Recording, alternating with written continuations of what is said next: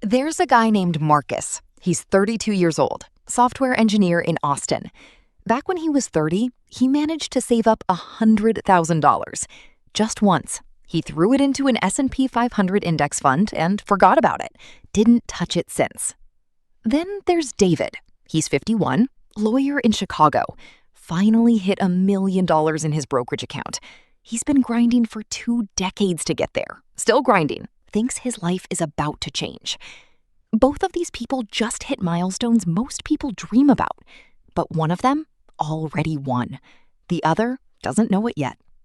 If you're someone who feels like you're always behind, like the big savings number keeps moving further away, like you're wondering if you'll ever catch up, subscribe and like this video.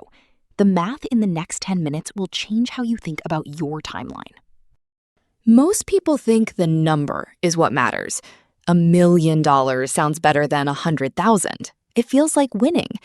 But wealth isn't about the size of your account on the day you check it. It's about how much time that account has to grow. The real enemy isn't information. You already know you should save. The real enemy is psychology. The feeling that you're behind, that you should be further along, that if you don't have a big number right now, you failed. So you wait. You think you'll catch up later, when your salary goes up, when your kids are older, when things settle down. There's a line in wealth building that almost nobody knows exists. On one side, time is doing the work for you. On the other side, you're doing all the work. Most people spend their whole lives on the wrong side of that line. Think of wealth building like 2 horses pulling a carriage up a mountain. One horse is your contributions, the money you save each month. The other is compounding, your money earning returns and those returns earning their own returns. Early on, both horses work equally. But by year 15, compounding gets stronger. By year 25, it's pulling 80% of the load. By year 35, it barely needs your help. Marcus caught the window where compounding takes over.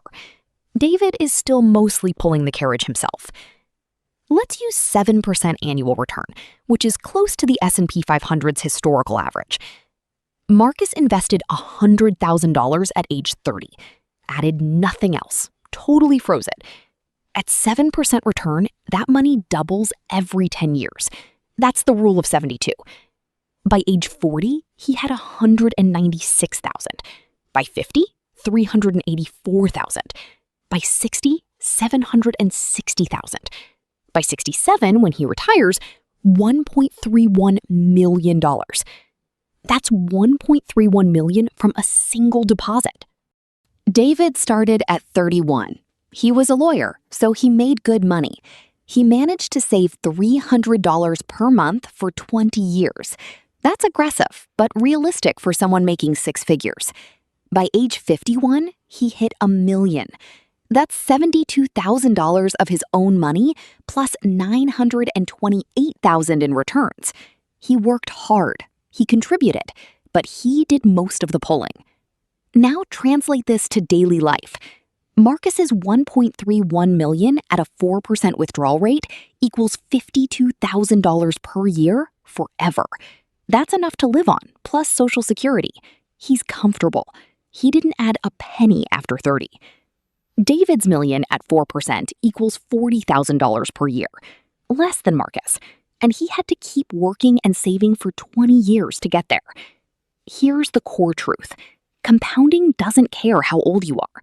It only cares how long it has to work. Give it 30 years, it's powerful. Give it 40 years, it's unstoppable. Start at 50, you're fighting uphill. The math is still your friend, but you're the horse pulling the carriage. Here's what most people miss. You don't need $1 million to retire. You need to give compounding enough time. $100,000 started early beats $1 million started late. Every single time. The math is absolute. The trap is called the catch-up fantasy. You think, I'm behind now, but when my career takes off, I'll save aggressively and catch up. The problem? You're betting that extra contributions can make up for years you gave away. The math says no. Time is the one variable you can't buy back. This isn't about money. It's about freedom. It's about when you get to stop having to work and only work because you want to. Marcus buys that option at 32 with 100 grand. David buys it at 51 with $1 million. Same freedom, different paths. But it's also about identity. Most people think being serious about money means grinding into your 40s. But the most financially sophisticated move isn't delayed gratification. It's early action. Save young, save less. Let time do the work. Then live your life. The math is clear. Start early, start small. You'll win. Start late, start big. You'll still be grinding. Time beats money. Every time. That's not motivational. That's just math. First, the threshold. You need a threshold where enough money is working for you that the rest is automatic. For most US residents, that's $100,000 to $250,000, depending on your lifestyle. Once you hit it, the rest is mostly compounding. That's the real milestone. Not the number itself, but the point where compounding takes over. Second, the monthly habit. You don't need $3,000 per month. Most people hit $100,000 in 10 years by saving $600 to $800 monthly. That's realistic. A second car payment? For someone at 50, that same $800 gets you $192,000 by retirement. Not bad, just not as good as starting earlier. Third, the account structure. This works best in tax-advantaged accounts. 401ks, IRAs, Roth IRAs. These accounts exist so your compounding doesn't get eaten by taxes every year. If Marcus had put his $100,000 in a regular brokerage account, taxes would have eaten 20 to 30% of his eventual $1.31 million. In a Roth or 401k, that money grows completely tax-free. I've been managing money for over a decade. I've got multiple hundreds of thousands invested. I've watched the compounding curve play out. The people who are relaxed about their money aren't the ones who started with $1 million. They're the ones who started early and let time work. Remember Marcus and David? Marcus at 32 with 100 grand that's already doing the heavy lifting. David at 51 with $1 million that he's still pulling the carriage for. By retirement, Marcus has been living off compounding returns for years, sleeping well, not checking his account. The real story isn't about money. It's about permission. Permission to stop thinking you have to be perfect. Permission to save what you can and trust the math. Permission to start small. You don't need a massive salary. You don't need to be a financial genius. You need time and consistency. That's it. If you're in your 20s or early 30s, you've already won. You just don't know it yet. Your job is to not mess it up. Put money away regularly, keep your hands off it, and let 30 years of compounding do its work. If you're in your 40s or 50s, you haven't lost.